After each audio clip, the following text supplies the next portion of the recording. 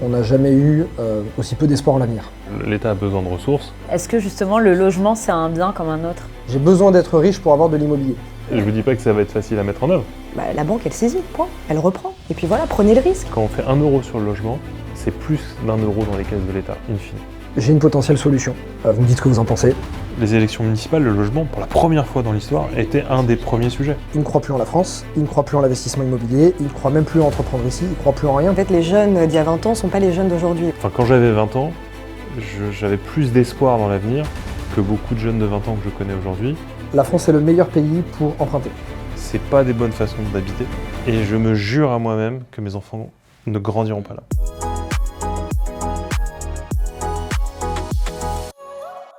Quand on pense immobilier, on devrait penser projet de vie, logement, sécurité, et pourtant, en réalité, quand on y pense, on pense surtout à la galère. Galère pour se loger, galère pour acheter et même galère pour investir. Et pourtant, on n'a jamais autant parlé de logement en France. Jamais autant régulé, jamais autant encadré. Et si tu veux investir, on te dit que c'est trop tard, trop cher ou trop risqué. Alors la vraie question, elle est là. Que s'est-il vraiment passé? Comment un pays comme la France a réussi à rendre le logement aussi compliqué pour ceux qui cherchent un toit ou pour ceux qui veulent en créer?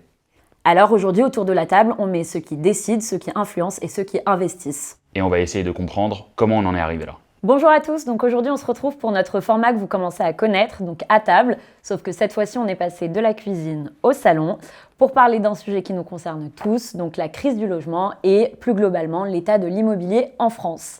Et donc à épisode exceptionnel, invité exceptionnel. Donc on retrouve aujourd'hui à ma droite Aaron qui animera avec moi cet épisode et que vous connaissez aussi déjà. À côté de lui, notre ministre, monsieur Vincent Jeanbrun.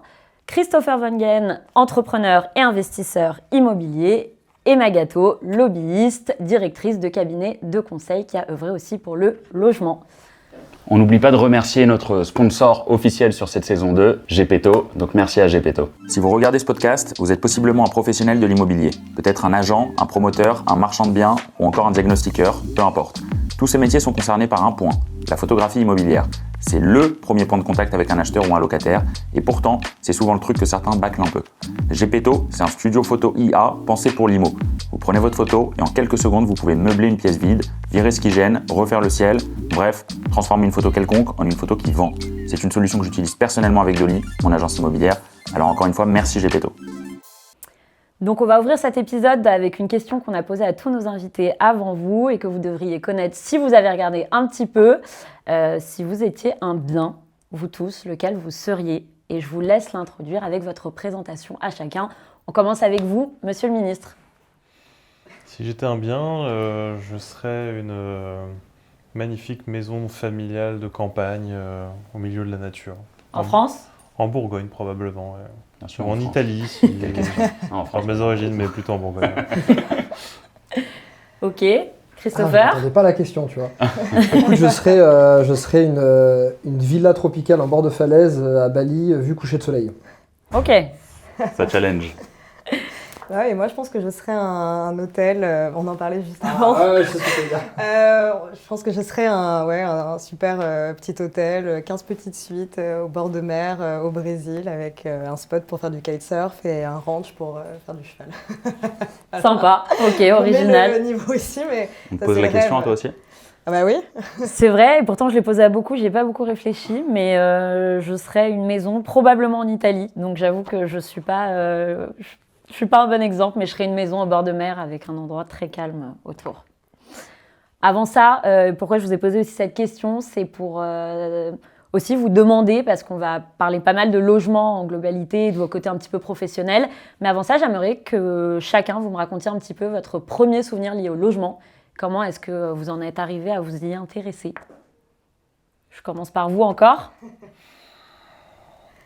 Elle est marrante cette question. Le logement qui m'amène à être aujourd'hui ministre du Logement, c'est ma fonction de maire. J'étais maire de l'Haye-les-Roses dans le Val-de-Marne pendant plus de 10 ans. C'est la ville où j'ai grandi, où j'y ai fait toute mon enfance, toutes mes études. Mais c'est marrant parce que quand je vous ai entendu formuler la question, au fond je m'intéresse au logement parce que je grandis dans une barre HLM de 18 étages et que on y était, il y avait beaucoup d'intérêt et de confort, mais on était sur des vieux immeubles construits avec du chauffage au sol à l'époque. Et comme on n'avait pas beaucoup de place et pas beaucoup de moyens, je dormais sur un lit superposé et j'étais à ras du plafond du dessus. Et en fait, l'hiver, c'était totalement surchauffé. Et avec mon petit frère, on saignait du nez régulièrement, tellement il faisait chaud. Parfois, on dormait la fenêtre ouverte en plein hiver, tellement il faisait chaud. Et en fait, je me souviens de très très jeune, de discuter avec mes parents de c'est quoi le logement social, pourquoi le logement, le chauffage fonctionne pas bien, pourquoi l'ascenseur est en panne une fois sur deux, pourquoi. Donc en fait, ça revient d'assez loin finalement, sur le côté habiter, ça transforme votre quotidien, votre vie, et c'est au fond une préoccupation qui, je crois, est née très tôt dans mon enfance. Ok. Non, mais ça explique beaucoup de choses. Ouais. Aussi. Il y a un côté un peu revanchard. Pas revanchard, mais ouais, un côté destiné sur l'aspect. En fait, moi, je pense que j'arrive ici aussi parce que très très jeune, mais vraiment très très jeune, préadolescent, je me fais une espèce de serment qui est c'est pas des bonnes façons d'habiter. Et je me jure à moi-même que mes enfants ne grandiront pas là. Et pendant des années, ça m'a motivé à faire des études. Je voulais être commercial ou trader parce qu'il fallait faire de l'argent, parce qu'il fallait sortir de là. Et vraiment faire en sorte que mes enfants ne grandissent pas dans un QPV, ne grandissent pas dans une barre HLM pourrie. Et quand j'arrive en classe préparatoire et que j'ai le sentiment d'avoir changé de monde, clairement, par rapport à ce que je connaissais gamin, j'étais loin de mon collège classé ZEP où le bloc classe torturait les profs. Enfin, c'était quasiment ça. Et en fait, là, j'ai une prise de conscience, c'est vers 18, 19. Je me dis, en fait, j'ai changé de monde. Et est-ce qu'au fond, une fois que j'ai obtenu ce truc-là, est-ce que vraiment ce que je veux derrière, c'est faire de l'argent à tout prix? Et là, il y a un côté non, parce qu'en fait, c'est tous les gamins qui sont encore dans ces cités finissent par m'obséder. Et il y a un côté... ouais, moi, j'ai eu la chance de m'en sortir, mais j'aimerais que tout le monde puisse en sortir. Ce qui m'épanouira, c'est pas d'être multimillionnaire, même si ça fait pas de mal et vivre multimillionnaire. C'est bien de l'entendre. C'est rare maintenant en France. Non, mais au contraire, il faut le dire, parce que s'il n'y a pas les gens qui gagnent beaucoup et qui choisissent de continuer à faire partager l'effort national, on ne peut pas trop aider. Et derrière, effectivement, il y a un enjeu autour de j'ai envie de m'investir dans la chose publique pour faire en sorte que mes enfants demain, qui grandiront peut-être pas dans ces quartiers, mais un pays qui tienne debout, on a encore du boulot, que mes copains d'enfance de l'époque qui sont encore là-bas, ou les enfants qui y grandissent aujourd'hui, puissent s'en sortir. Et ça m'amène à être aujourd'hui non seulement ministre du logement, mais en plus ministre de ce qu'on appelle de la politique de la ville, c'est-à-dire des quartiers prioritaires. Vous voyez, c'est pas revanchard, mais... c'est lié. Il y a une mission. Ouais, il y a une mission qui est liée à cette enfance que j'ai là-bas. Ok. Bon. Christopher? Moi, j'ai commencé par les façonner, les biens immobiliers, avec mon père, parce que mon père est artisan carreleur. J'ai commencé dès l'âge de 14 ans à bosser sur les chantiers avec lui. Les week-ends, pendant les vacances d'été, etc. Donc au début, il me forçait, puis après, je prenais goût à l'aider. Et je me rappelle, je lui ai posé une question. Un jour, j'étais dans une magnifique villa avec une Porsche garée dans le garage. Donc en tant que jeune venu d'un HLM d'une petite ville du sud de la France aussi, on se dit comment est-ce qu'on peut gagner de l'argent parce qu'on n'en a pas et on en a besoin. Et donc je lui ai dit, mais qu'est-ce qu'il fait dans la vie le client? Et mon père, il n'osait pas demander. En tant qu'ouvrier, on a toujours cette rétention, ce sentiment d'infériorité par rapport aux autres, par rapport aux professions un peu plus CSP+. Et moi, par contre, j'aimais demander. Donc moi, je suis allé voir le client et je lui ai dit, qu'est-ce que vous faites dans la vie? Il me dit, je suis marchand de biens. Je ne savais pas ce que c'était. En gros, j'achète des maisons, j'achète des biens, je les rénove et je les vends.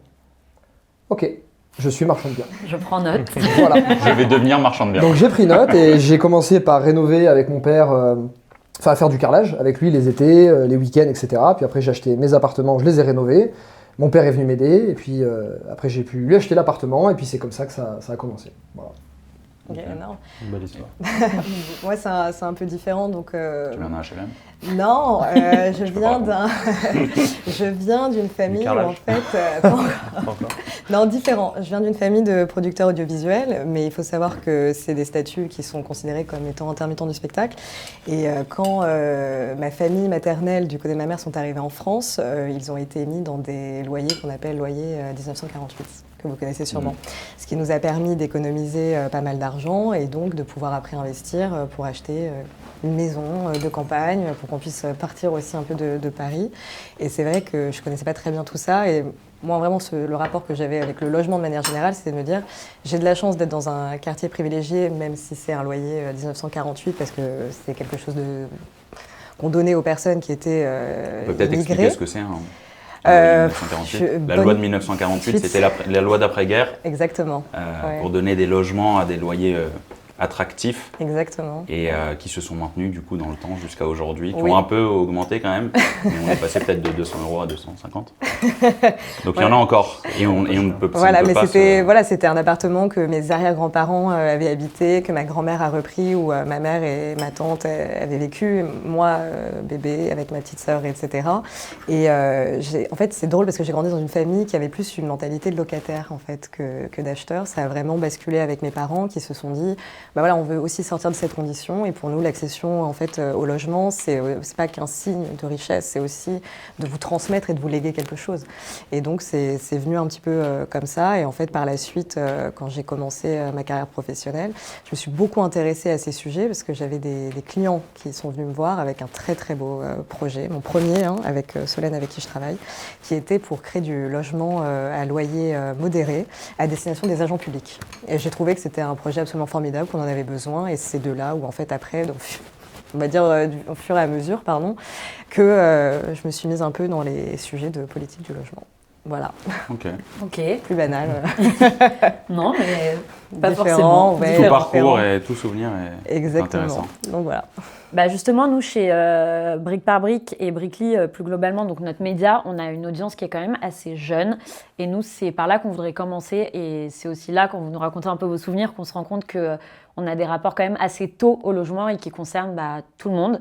Donc, je voulais savoir un petit peu aujourd'hui, qu'en est-il de votre point de vue à chacun sur l'accession Est-ce qu'aujourd'hui, un jeune qui gagne 2 000 € par mois peut se loger dignement ? Est-ce que c'est un choix ? Est-ce que c'est quelque chose qu'on subit ? Forcément.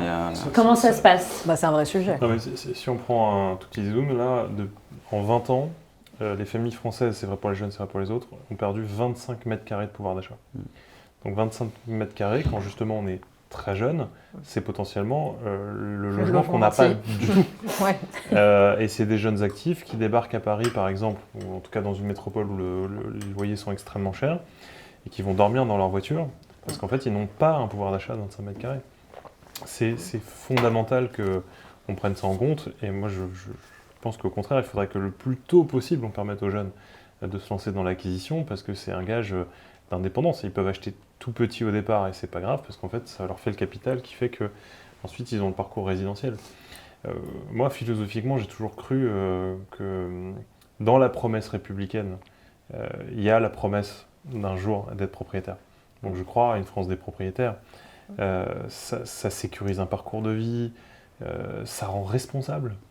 Ça aussi, quand vous êtes responsable de votre bien, quand vous êtes responsable de votre crédit aussi.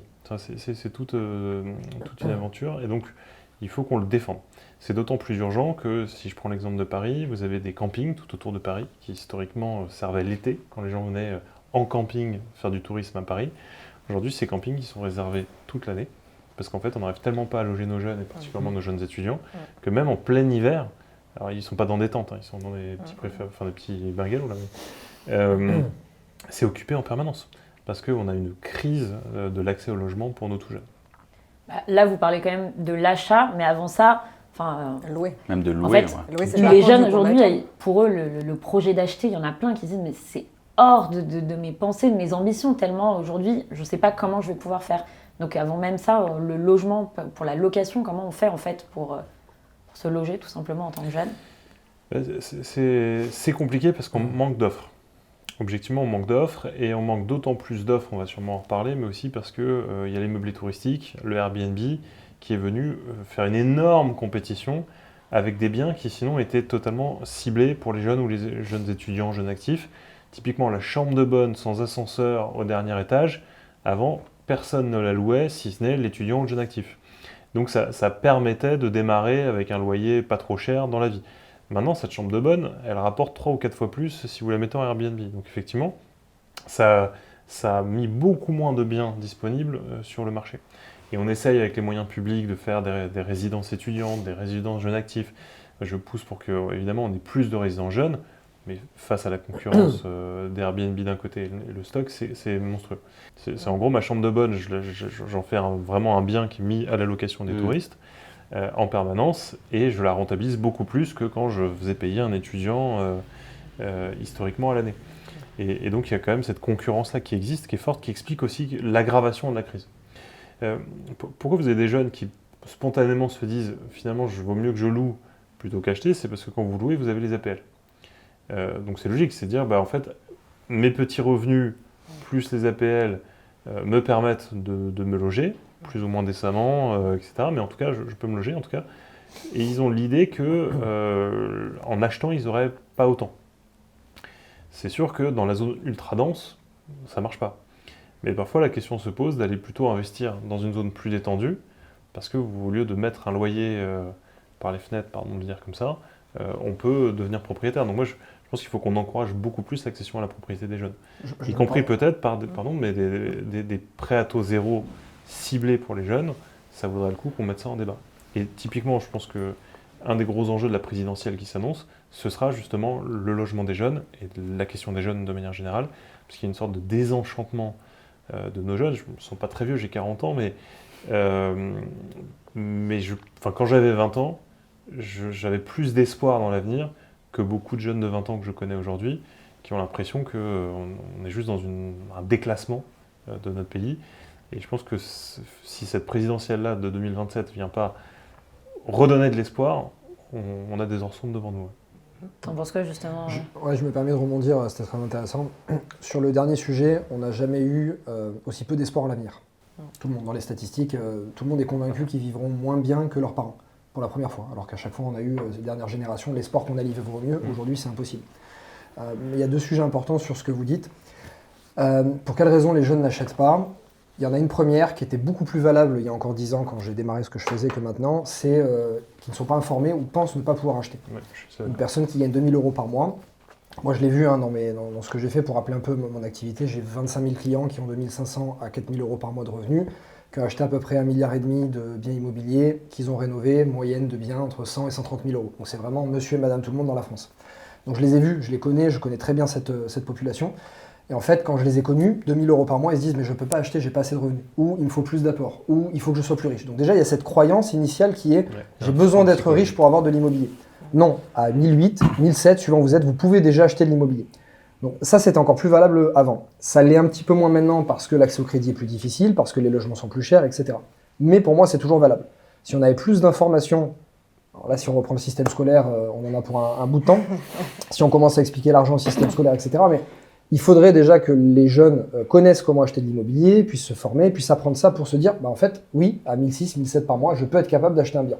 Ça, c'est le premier sujet. Le deuxième, là où je vous rejoins, c'est cette crise du logement. Il y a effectivement le Airbnb qui est en cause.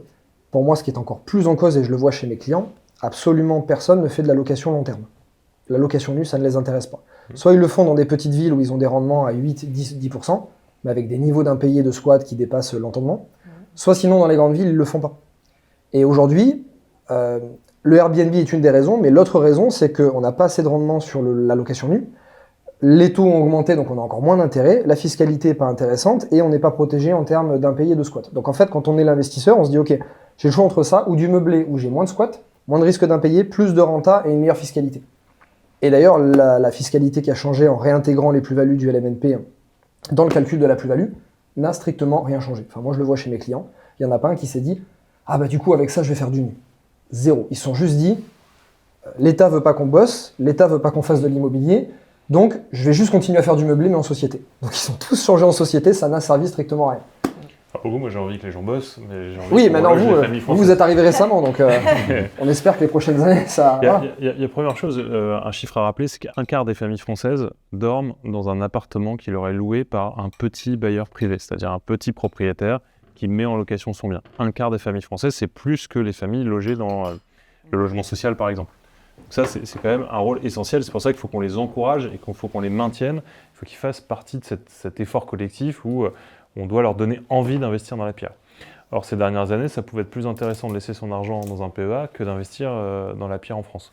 D'où le fait qu'on a porté des projets comme le statut fiscal qui a été voté là en janvier, donc actif depuis le 19 février, ça, c'est rentable pour le neuf.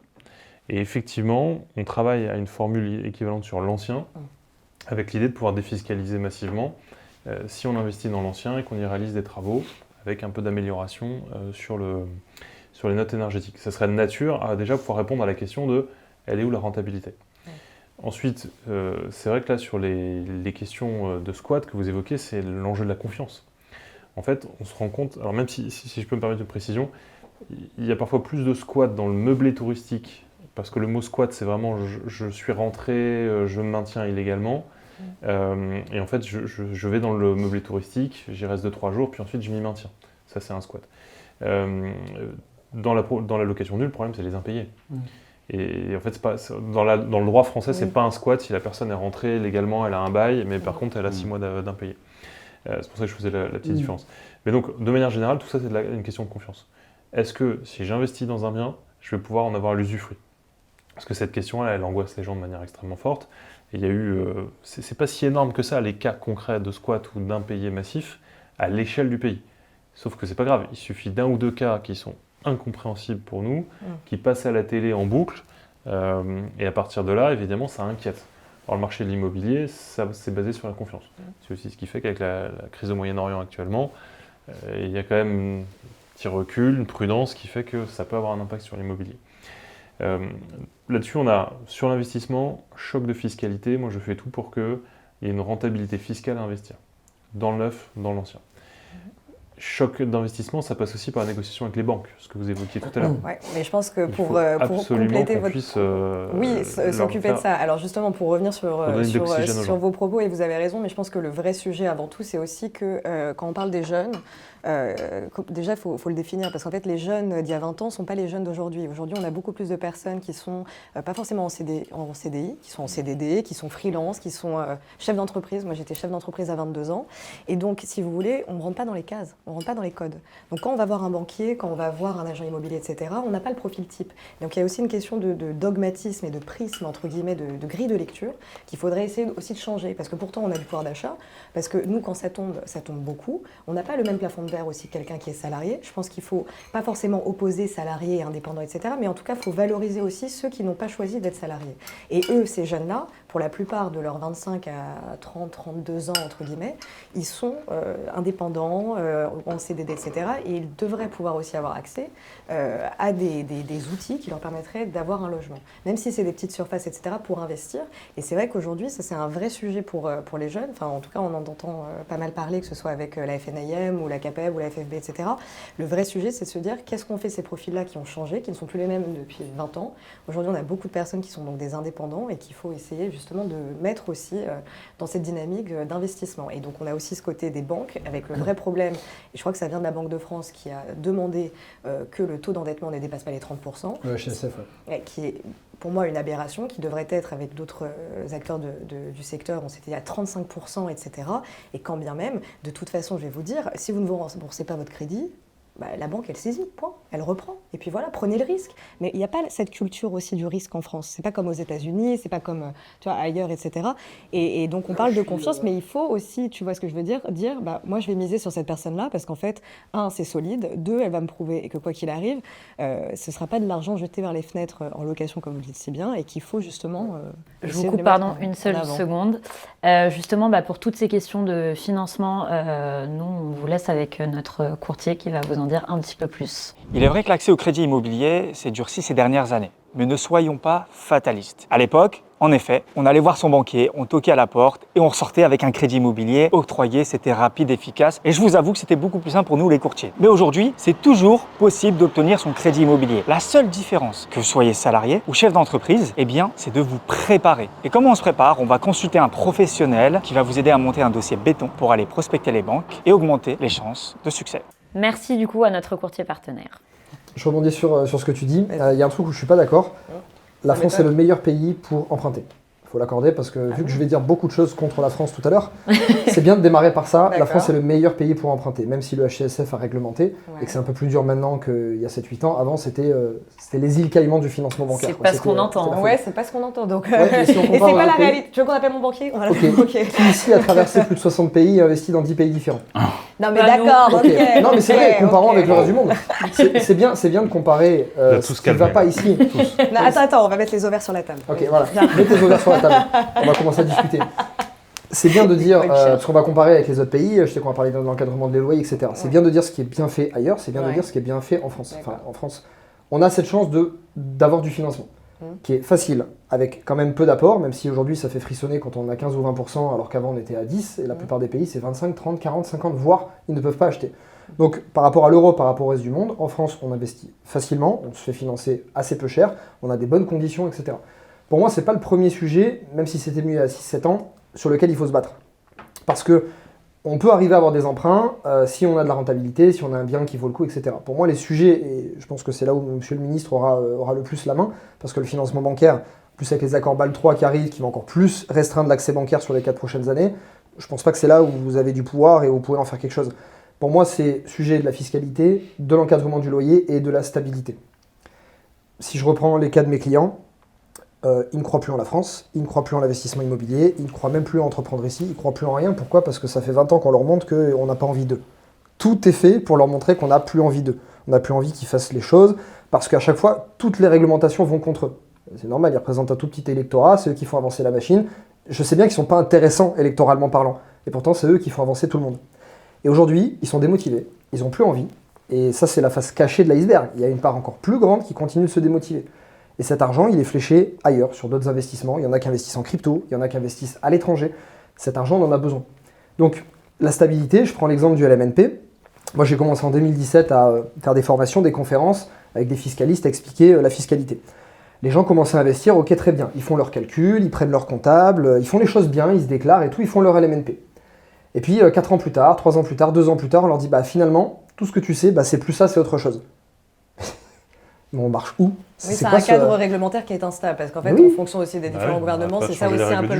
C'est ça le problème. En fait, quand on parle d'investissement, c'est croire en l'avenir, c'est prendre des risques. On fait un crédit, là on parle pas des rentiers qui sont multimillionnaires, on parle de gens qui font du crédit, qui ont leur salaire pour le payer. Et maintenant on te dit, ok, tout ce qui était bon les 4 dernières années, bah en fait on change. Voilà, donc tout ce que tu as fait derrière, ok, bah, il se pose des questions, bah, comment je réintègre mes plus-values maintenant, mais tout ce que les amortissements que j'ai fait avant, comment ça se passe? Ah mais du coup j'étais parti en LMNP parce qu'ils se cassent la tête au départ. Il faut comprendre que le choix fiscal est une des raisons pour lesquelles ils investissent. Ils se posent même plus la question de quel bien je vais acheter, c'est quel régime fiscal, tellement ils sont hantés par les impôts. Mais une fois qu'ils sont partis dans une direction, on la change. Déjà, juste une stabilité, si demain on se dit, ok, vous êtes rentré dans un régime fiscal, pendant 10 ans vous y restez, peu importe les changements. Mais juste ça, vous imaginez pas le signal positif que ça enverrait aux investisseurs. Parce qu'aujourd'hui ils se disent, bah, j'ai plus envie d'investir parce qu'on va encore me changer les règles. Mon investissement qui est bien maintenant, dans 3 ans, est-ce qu'il le sera encore avec les règles changées? C'est très juste ce que vous dites. Hein. Ça, c'est le défi français, c'est d'arrêter de changer les règles du jeu tous les 2 matins. Hein. Enfin, là, tout récemment, l'Assemblée vient de voter un truc pour supprimer les zones à faible émission. Là. Je sais pas si vous avez vu. La ZFE. Mais il y a des gens qui ont changé de voiture. Oui, spécialement pour se mettre en conformité avec ça. Ouais. Et pour la planète, c'est très bien, mais en termes de choix d'investissement, et qui ont vendu leur voiture thermique, qui ont du jour au lendemain perdu énormément de valeur parce que on annonçait l'arrivée des ZFE, etc. Sur les logements, c'est exactement pareil. Et pour le coup, moi je soutiens le fait qu'il faut rénover le parc de logements anciens pour qu'on puisse avoir une meilleure performance énergétique. Donc le principe du DPE, je le soutiens. En revanche, le calendrier, la vitesse à laquelle il s'est appliqué, fait qu'il y a des gens que ça a mis dans des difficultés majeures, et avec le double effet qui se coule, c'est à la fois la personne grande difficulté pour elle-même, et puis de toute façon, au niveau de l'État, on n'atteint pas notre objectif, puisque comme la personne, elle est en difficulté, elle ne rénovera pas le bien. Donc en fait, on n'y arrive pas. Et les banques, elles ne prêtent pas si c'est en G ou en F aussi. Exactement. Et j'en connais qui ça, laissent... Ça fait partie des discussions qu'on doit avoir avec les banques, Bah parce oui. Et ça, vous avez la FNIM qui propose depuis longtemps un concept que je trouve génial, qui est l'équivalent de la VEFA, c'est vente en futur état d'achèvement, mais qui serait l'équivalent vente en futur état de rénovation. Ouais. C'est-à-dire qu'au fond, quand la banque regarde le projet, elle le regarde sur la valeur actuelle du bien, des devis de travaux, et on vous fait un crédit sur l'ensemble. Au fond, quand la banque vous prête pour un immeuble qui n'existe pas encore, vous allez acheter dans le neuf un appartement sur plan Oui. C'est une VFA, vente en futur état d'achèvement. Donc la banque, elle vous prête de l'argent pour un truc qui n'existe pas encore. Exactement. Bon, là, il y a déjà la moitié du bien qui existe, puisque il y a déjà un truc qui existe. Oui. Donc en réalité, la prise de risque, elle se fait essentiellement sur la capacité de réaliser les travaux. Et ça s'analyse. Ça fait partie des choses sur lesquelles je travaille avec la profession. Et en réalité, c'est le genre de choses qu'il faut qu'on ait discuté avec les banques, parce qu'on doit pouvoir trouver un produit là-dessus. Je vous pose la question, parce que ça ne vient pas de vous, c'était probablement le ministre juste avant, voire même encore avant. Est-ce que vous pensez que dans une crise du logement telle qu'on a aujourd'hui, l'écologie est vraiment importante ? Je dis ce point parce que pour la plupart des gens que je connais, les investisseurs de partout, mis à part ceux dans quelques grandes villes, ils n'arrivent même pas à se loger, voire déjà ont du mal à payer leurs factures. Il y a un enjeu, je vous remercie pour la question. À titre personnel, je crois que l'écologie est importante, mais au sens de préserver l'endroit dans lequel on vit. Bon. Mais effectivement, là, le sujet de la transition écologique des bâtiments, elle n'est pas que sur l'environnement, elle est sur le pouvoir d'achat des gens et leur capacité à vivre dignement. La première question qu'on me posait, c'était loger dignement les jeunes. Quand vous êtes dans une passoire thermique, soit vous êtes en capacité de la chauffer, ce qui vous coûte tellement cher que franchement ça vaut plus le coup de déménager, soit vous êtes dans un bien que vous n'avez plus les moyens de chauffer, et dans ce cas-là vous avez des familles qui vivent à moins de 16 degrés, et quand vous êtes à moins de 16 degrés, c'est des moisissures partout, c'est un bien qui se dégrade. C'est une santé publique, c'est une question de santé publique. C'est une question de santé publique. J'étais député il n'y a pas longtemps, dans ma circonscription, il y a malheureusement une dame qui a fait des millions de vues parce qu'elle a perdu ses poumons, parce qu'il y avait de la moisissure dans son logement. Donc on a un enjeu de santé, on a un enjeu de pouvoir d'achat, et de manière générale, l'État a un enjeu de souveraineté, puisque moins on va dépendre des énergies qu'on importe du bout du monde, mieux ce sera. Donc l'idée, mais c'est là où je parlais du DPE avant que vous rebondissiez, moi je veux pousser dans les textes de loi qui vont arriver l'idée de desserrer le calendrier. Et le fait de pouvoir vraiment permettre aux personnes qui aujourd'hui mettent en location des logements avec des lettres qui vont être interdites là prochainement, de pouvoir leur donner des délais pour faire les travaux. Plus de 3 ans pour les particuliers, plus de 5 ans pour les copropriétés. Donc l'ambition, elle est là, on ne change pas l'ambition, on rend les choses réalistes et réalisables. Et je rajoute à ça sur la transition bancaire, qu'on veut mettre en place ce qu'on appelle une banque de la transition écologique, qui serait donc guichet. Ça, on ne va pas réinventer des banques. C'est des banques qui existent. Vous utilisez quoi, la banque des territoires, la CDC qui viennent créer des produits bancaires pour rénover les copropriétés qui en ont besoin, et y compris, pourquoi pas, les particuliers demain.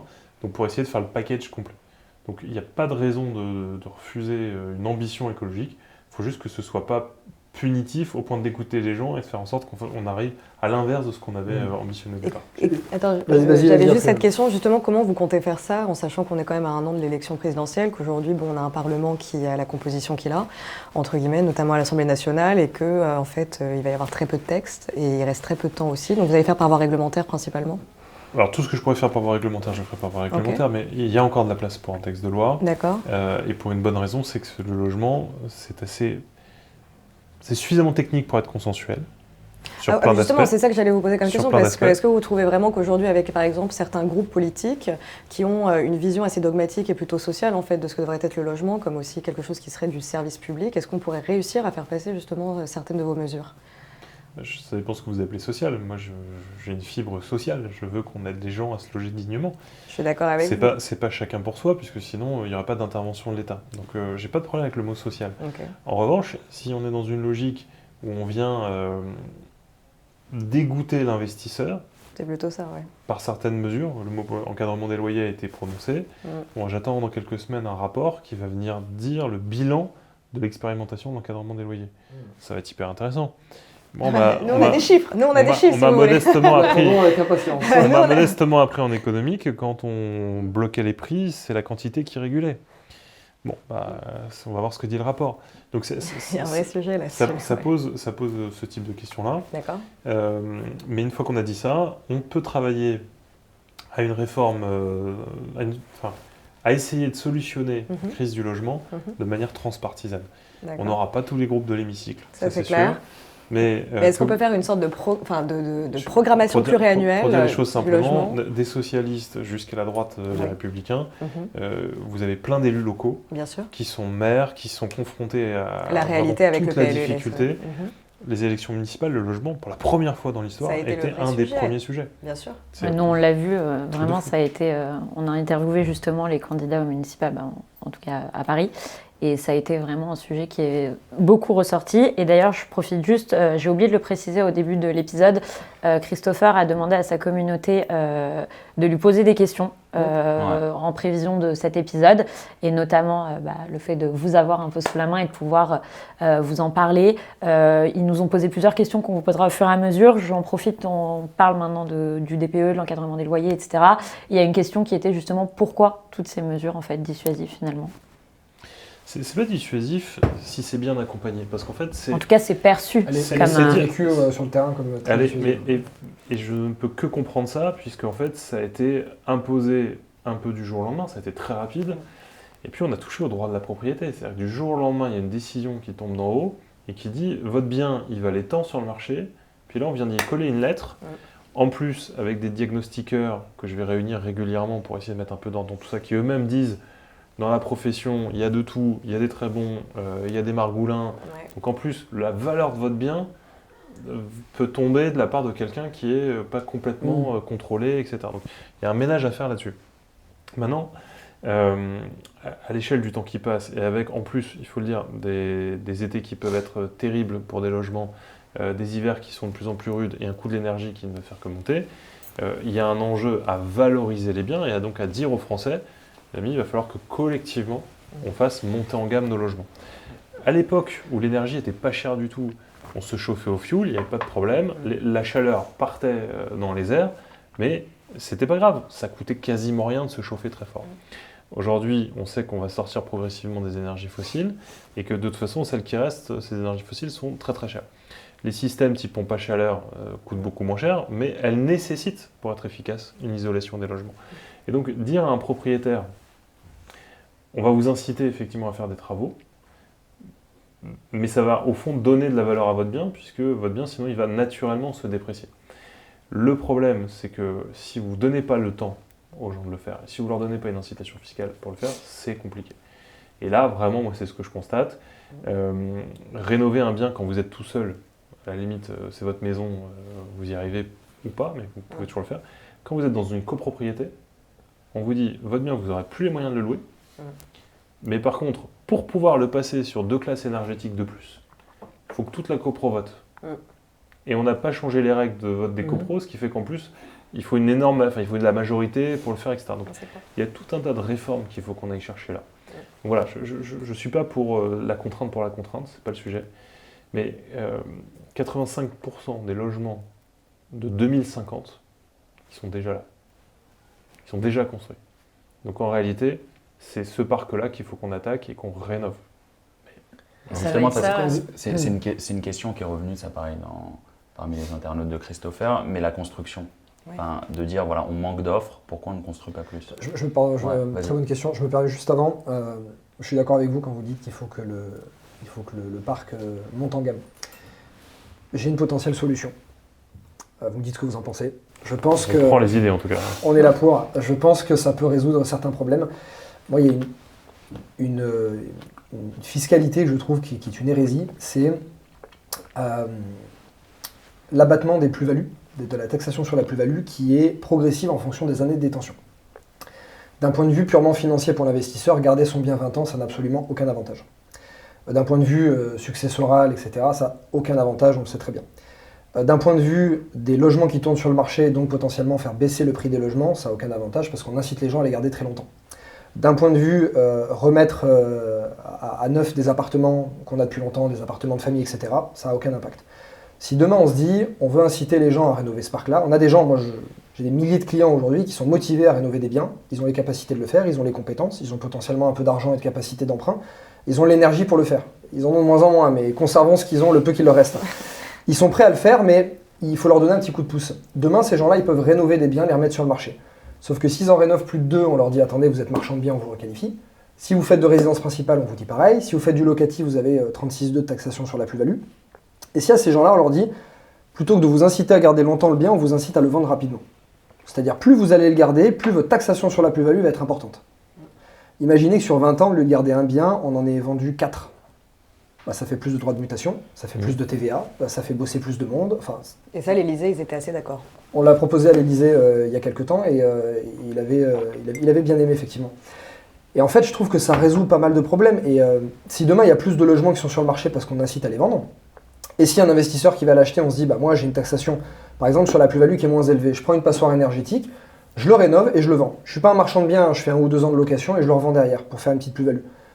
Vu que j'ai acheté une passoire énergétique, que je la remets sur le marché, peut-être que j'ai pas d'imposition sur la plus-value, par exemple. Demain, il y a quelque chose comme ça, je peux vous assurer que par des milliers d'appartements, il y a des investisseurs qui vont courir pour les acheter. Juste quelque chose comme ça. Et j'ai testé cette proposition auprès de ma communauté, ça a énormément plu. Et après, on l'a proposé à l'Élysée et ça a plu également. Juste quelque chose comme ça peut énormément aider. Mais ça, résoudre 3-4 problématiques différentes. C'est vous et c'est par décret. Donc c'est à vous de signer. Mais entre guillemets, ce que je veux dire, c'est que est-ce qu'on pourrait essayer Je pense pas que ce soit que par décret, parce qu'il y a eu la loi d'Anaïs Lemer qui fait que... Donc il y aurait peut-être des choses à voir, mais je pense qu'il faut qu'on essaye de faire peut-être un plan qui soit vraiment national, où on se dit voilà, sur 10 ans, et c'est comme ça aussi que vous laisserez la loi Jeanbrun, entre guillemets, de faire un énorme plan. On va faire un truc sur 80, on se dit sur 10 ans, voilà, ça, et on fait par épisode. Et par exemple, on en avait parlé un petit peu ensemble, il y a aussi la question de la construction. Alors on parlait de l'ancien et c'est vrai que c'est un vrai sujet, etc. Mais il faut aussi penser à la construction parce que vous avez énormément de foncières, de bailleurs qui demandent que ça. Le problème, c'est la rareté des terrains, entre guillemets. Pourquoi ? Parce que les terrains se font rares parce qu'ils appartiennent à l'État. Donc on parlait un peu de la direction immobilière de l'État. Donc moi j'ai une question pour vous à ce propos. Est-ce que vous pensez... Oui, pardon. Je rebondis d'un mot. Est-ce que vous votez déjà ? Non mais ça mérite d'être creusé. Et ce que je vous propose, c'est qu'on se revoie pour vraiment approfondir la chose et regarder quel est l'impact.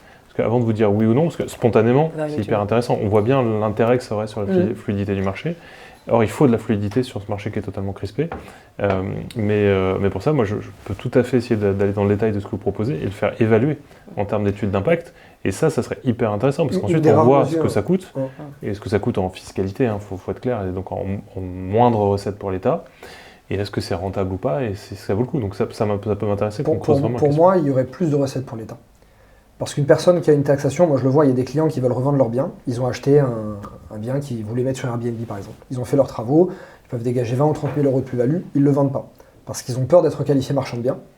Ils ont peur d'avoir une taxation à 36,2, voire pire, ils sont en société, ils ont fait des amortissements. Hier, j'étais au téléphone avec un client, il a un bien depuis 10-12 ans. Il lui reste, il a une LTV de 20-30% sur son bien, donc il a 20-30% de crédit par rapport à la valeur totale du bien. Financièrement, c'est une connerie de le garder. Il a un rendement de son cash de 3-4%, c'est pas intéressant. Mais fiscalement, vu ce qu'on lui prend, il le garde par obligation. Ça, c'est pas normal qu'on arrive à une... Enfin, toutes les décisions de mes investisseurs, c'est en fonction de la fiscalité.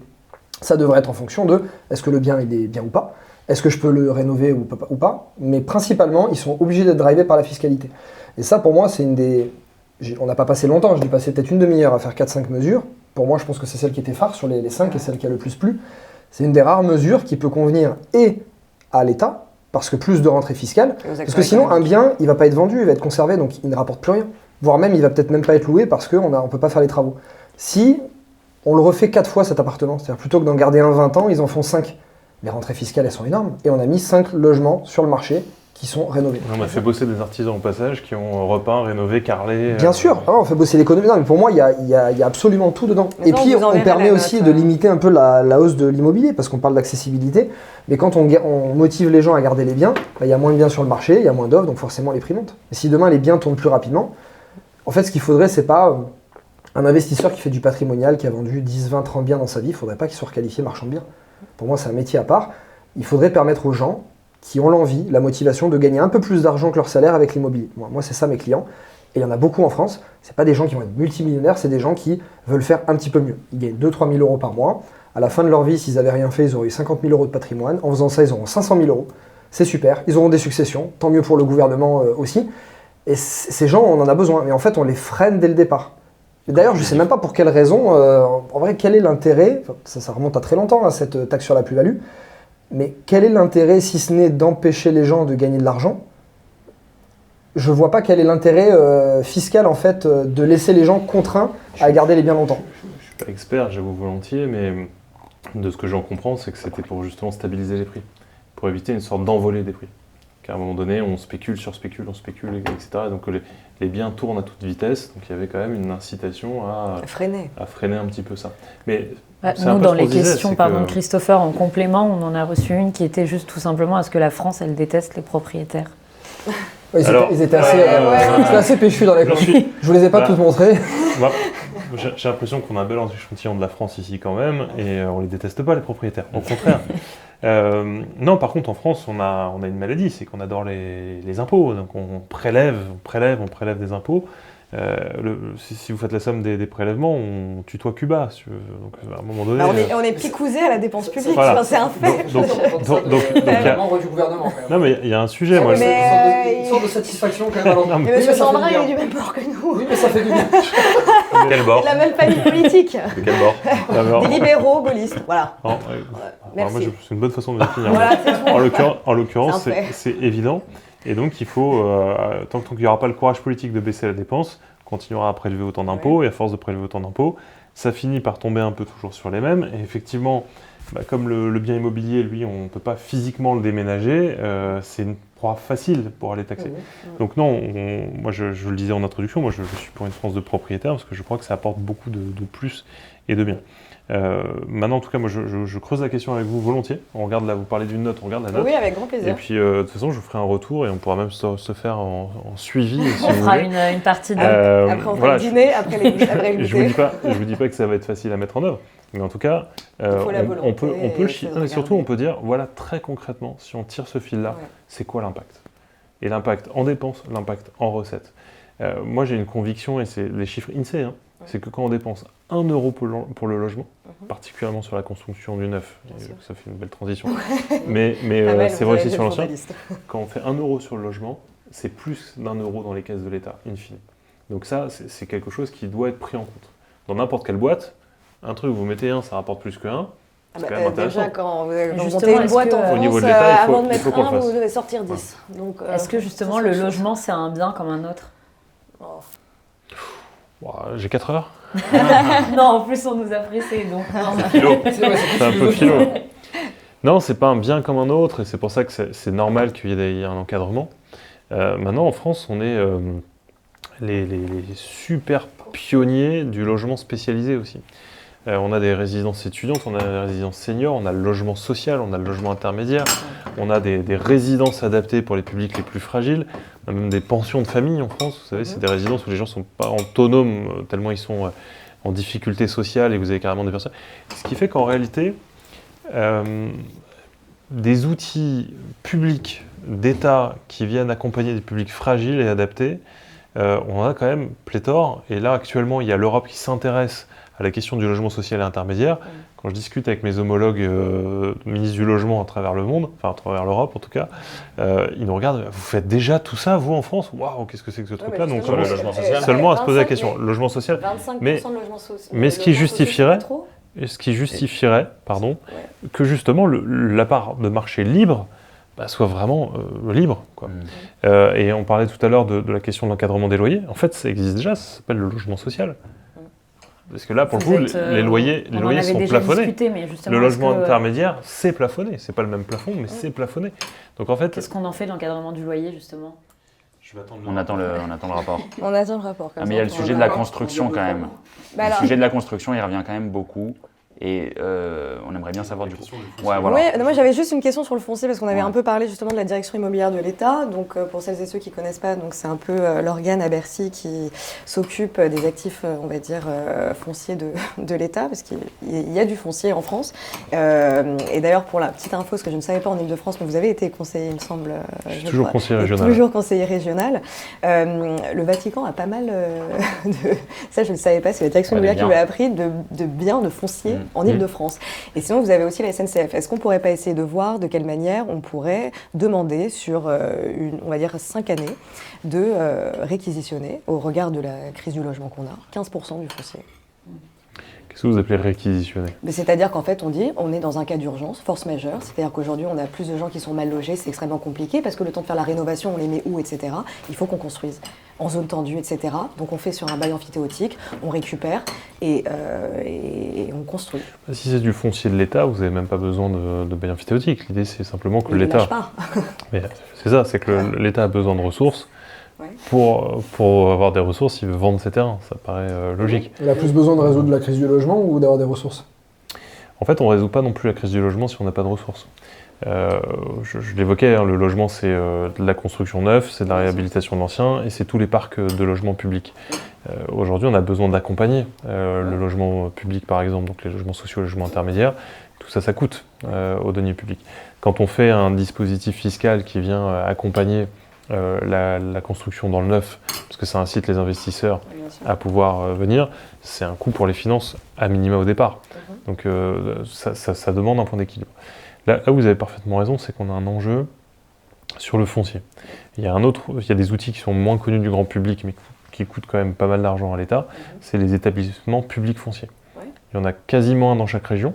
Donc moi je pousse à ce qu'il y en ait partout, parce que c'est pas normal qu'il y ait pas cet outil partout, qui justement ont un gros capital d'argent public au départ, et qui vont s'en servir pour aller réserver du foncier, et ensuite le mettre à disposition d'opérations beaucoup moins chères. Enfin, quand je dis beaucoup moins cher, sans faire de plus-value au passage. Et donc le simple fait de ne pas faire de plus-value, déjà, ça fait une énorme différence. C'est réservé pour un bailleur justement public ou privé? Non, c'est un vrai sujet. Par exemple, en Ile-de-France, on a l'établissement public foncier d'Ile-de-France, l'EPIF, en général ça commence toujours par EPF, dans toutes les grandes régions, qui va donc, fort de ses sous, acheter et préempter. En général, il a conventionné avec la municipalité de la ville, et simplement il dit, nous, quand le jour où on préempte les terrains, on les garde pour vous. Par contre, le jour où on construit, il faut qu'il y ait un certain nombre de logements dessus. Il faut que la valorisation de la parcelle soit importante. Et en général, il y a une petite critéririsation, un peu de logements publics et en général de l'activité commerciale pour équilibrer. Mais en fait, il y a déjà pas mal d'outils. Qui d'ailleurs coûtent très cher, faut être honnête. Justement, il y a des alternatives. On est pressé pas par nous, mais par vous. On vous pose 2 dernières questions. On a prévu pour vous. Terminer sans moi après. En fait, comme si j'étais là, on continue à discuter. Avec l'IA, on peut vous cloner. On va vous poser on va vous soit poser des questions ou dire des phrases. Vous nous répondez par oui, par non, chacun très très rapidement. On commence par vous, M. Jean-Morin. Allez. Gagner de l'argent sur le logement, est-ce que c'est moral? Bien sûr. C'est oui ou non? C'est oui ou non? Il est dur, c'est dur. Donc oui? Oui. Un grand oui. Emma? Double oui. Ok. Acheter pour louer aujourd'hui, c'est une erreur? Ça va être de plus en plus rentable. Aujourd'hui, c'est une erreur. Kiff Bourrico. La France reste-t-elle attractive pour investir? Chaque jour un peu plus. Pas mal à chaque fois. Actuellement, chaque jour un peu moins. Ok. Wow. Emma? Je l'aimais bien, Christopher, jusqu'ici. Pas vraiment. Faciliter les expulsions, c'est nécessaire? Oui. Vital. Est-ce qu'on peut devenir riche en France avec l'immobilier? Regardez la preuve. Il est plus en France. J'ai toutes les sociétés en France, je suis pas en France. Donc oui. On peut, mais pour quelqu'un qui arriverait sur ce marché-là, il faut effectivement beaucoup de conseils. Et des chaînes comme celle de Christopher sont intéressantes pour ça. Et surtout, il faut qu'on ait tout ce qu'on a évoqué tout à l'heure, accès à l'investissement, simplifier les normes, On avait dit oui ou non. Donc oui, on peut, sous certaines conditions. Complètement. Ok. Également. Et on a juste une dernière question. Pareil, vous nous répondez en une phrase, s'il vous plaît. L'état du logement en France aujourd'hui, il est comment? Il y a tellement de logements que c'est compliqué de répondre en une phrase, mais est-ce que les gens se logent facilement? Non. Est-ce qu'on a un parc immobilier incroyable en France avec un potentiel de dingue? Oui. Merci. Extrêmement mitigé. L'État, on parle de quoi exactement l'État? L'État physique? L'État... Dans quel état il est? En une phrase. Moi, je pense qu'il est sur la sellette, selon moi. Je pense qu'il est complexe et tendu, pas encore au maximum de son potentiel, mais on y croit. Et dans 10 ans, il ressemble à quoi? Dans 10 ans, on a un parc bien rénové, bien adapté à ce que veulent les Français. On aura aussi construit des logements plus petits, parce qu'il faut être honnête aussi, les logements doivent s'adapter. Parfois, à certains des endroits, il y a des tiny houses. Dans le Morbihan, on avait dit une phrase. Le sénateur Yves Blonven qui m'a fait visiter des tiny houses incroyables. Donc oui, si on arrive à aller au bout de tout ce qu'on propose là actuellement et qu'on est aiguillonné par des acteurs comme vous l'êtes, je pense qu'on pourra avoir un parc qui rend fier les Français et qui fait mourir de jalousie nos voisins européens. Et moins fiscalisé, du coup. Et là, on aurait on aurait la salade de fruits complète. Donc dans 10 ans, il ressemble à quoi? Ça dépend de vous. En gros. Vous avez toute notre confiance. Et vraiment tous nos espoirs. C'est gentil. On va se mettre au boulot. Parce qu'après vous, on va en perdre beaucoup. Bon, bah écoutez, on vous remercie à tous pour nous avoir suivis pour cet épisode et on vous dit à très bientôt. Merci. À bientôt. Merci.